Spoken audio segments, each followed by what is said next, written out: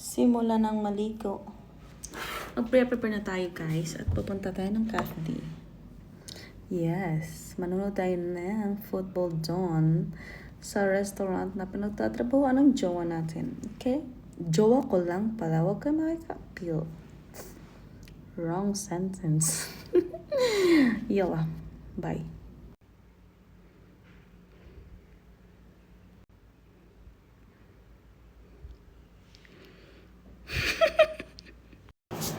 Ayan na yung outfit natin. Dati, yung naririnig ko sa tainga ko kahit wala namang music sa paligid ko, it's like, I'm done hiding, now I'm shining. Golden. Ngayon, nasa isip ko, nasa tenga ko, kahit wala namang nagpapatugtog dito, ang para lang sa'yo, ang giling. Patangin ang giling na yan. Ay, sorry. So, ito yung ano ko, at kakatawag lang ng jowa ko. Yung susuotin natin para hindi tayo maban dito sa Saudi. Ito yung susuotin natin. At yung kajowa, ipaplansya ko pa. Send kami. Tadang! Dahil inggitira ako. Oo. Inggitira ako. Lahat ng damit niya, sinusuot ko. Bakit ba? Yes. So, paplansyahin natin yan kasi uuwi daw yung jowers ko at makikigala with me. Saan kaya kami gagala? You'll find out sooner. Para lang sa'yo. Ang giling-giling ko. Ayan. At dahil hindi tayo kagandahan, magme-makeup tayo ngayon ng pangmalakasan. Well, di ako marunong mag-makeup. Actually, it's just stunning a day. Ano daw? Di ako marunong mag-makeup, pero wala tayong magagawa. Hindi tayo maganda. Bakit ba? So, ito yung ginagamit ko. Bote pa siya. Wet. Ikaw hindi. Simulan na natin. At pauwi na yung jowers ko. Para hindi tayo masermonan. Wala tayong ginawa sa buhay-buhay kung di man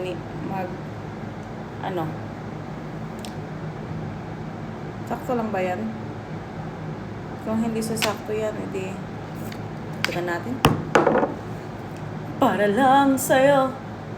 Bakit ba? Bakit ba? Ayan, ang ganda niya, no? Oo, ang ganda ko. Bakit? Pero maganda talaga to. Ito lang yung sumasang-ayon ng mukha ko. Kasi yung mukha ko, ewan. like, hindi mo masasampulan ng kahit ano-ano. Kasi nga, sensitive yung mukha ko. O, di ba? Nagiging sensitive siya. Sobrang arte ng mukha ko. Akala naman, kinaganda. Hindi niya naman kinaganda. Sobrang naging sensitibo. Kahit alam ng mukha ko, kailangan ko ng mga produktong kakaiba. Yes, kailangan ko yan. Diba? Nagbabalat pa yung mukha ko. Nagbabalat siya. Kasi hindi sumasang-ayon sa klima dito. Kasing klima ng Saudi Arabia. Nakita nyo ba yan? Hindi nyo makita-kita. Bukol yan. Nawala na siya. Bakit naging bukol siya? Okay, ito na nga yung kwento. Dito sa accommodation na to, sa apartment na to, which is accommodation ng kampanya namin before, aray, nagsalubong yung mga teeth ko. Yung ipin ko. Masakit. Hindi pwede silang magsalubong kasi kaka-adjust lang ng breast ko. Tsaka pag nagsalubong yan, naku, maiihi talaga ako sa sakit. So, ito na nga yung kwento. Kakalipat lang namin this room. Okay? Kasi sa ibang village, sa ibang villa kami. So, doon kasi, ito na nga yung kwento.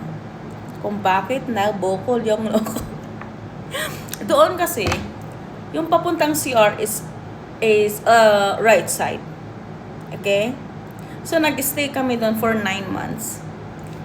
That toilet, kahit nakapikit ako, right side talaga. Hindi talaga ako nabubunggo dyan. Right side talaga. Pink. Okay?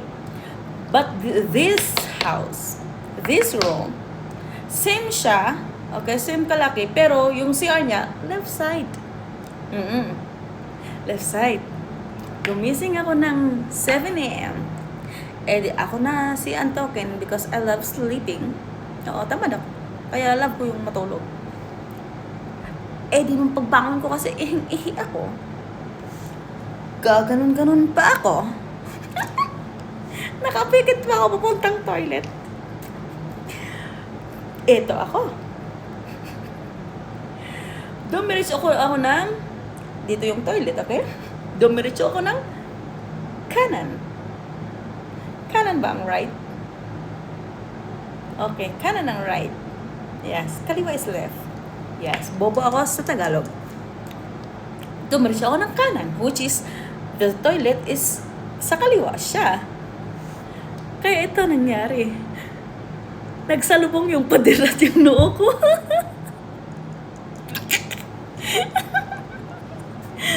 Sa kalakihan ng noo ko, ito lang yung nasa po sa pader. Kasi gumanon ako. Pink! Ganon.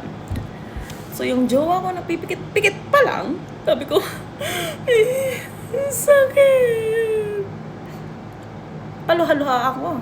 Sabi, bakit ano nangyari sa'yo? Kasi siya yung jowa na maalagain, nagwo-worry kahit konti lang yung taplos na, kahit konting dugo lang yan, kahit like ganito lang siya, nagwo-worry na yun siya. Okay? Paano pa kaya nung umiyak ako? Napaluhalo ako kasi nabunggo nga ako. Sabi ko, ang sakit. Sabi ko, bakit napano ka? Sabi ko, utangin na, wala. Sorry. Kasi yung okay. Hindi na ako mag-explain kung bakit naging ganyan yung lagay ng cellphone ko. Okay, ganito. Bakit ano nangyari sa'yo? Sabi, ang sakit. Hindi ko mapaliwanag, okay? Kasi nahihiya ako. Kasi sobrang seryoso na tao siya. Like, hindi ko alam kung magagalit ba siya sa akin o matatawa siya sa akin or ano, kasi nga, pag may sakit ako, pinapagalitan ako niyan kasi hindi daw ako nag-iingat, okay? Kasalanan kung may sakit ako. Tik na yan. So, ano nangyari? Bakit nga? Sinabi ko, akala ko kasi dito yung CR.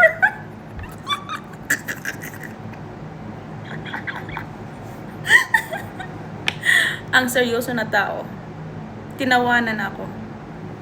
Hindi ako tinulungan. Tinawanan lang niya ako. Imbes na gaganito na yung plala niya, gaganito sa noo.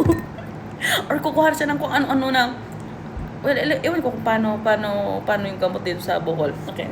Ganun lang yung naalala ko. So, instead na gumawa siya ng paraan para sa bukol ko, na parang 1 week kong dinadala to, hanggang ngayon masakit pa. Ano pala sa Sephora? Ay, hindi Sephora to. Ano Sephora? Galing to sa Sephora. Bobo. Ano siya? Vinifit. I love it. Vinifit. Kahit kaya ng friend mong may Vinifit. Well, tinawanan niya ako. Simula doon sa pinanggalingan ko, pinagbungguan ko, hanggang sa bed, tawang-tawa siya. Hindi niya ako tinulungan, tinawanan lang niya ako. Siya ba yung matino ng jowa? Tanong mo nga, matinong jowa ba yan? Pero, para sa akin, matino nga. Kasi ayoko naman pagalitan ng, hindi mo pagtawanan ako. Ayun, yan yung story, okay? Nabunggo ako. Kasi nga yung toilet dito, lintek na toilet dito, left pala siya, hindi pala siya right. Yun lang. Bye, update ako mamaya. Lalakad kami.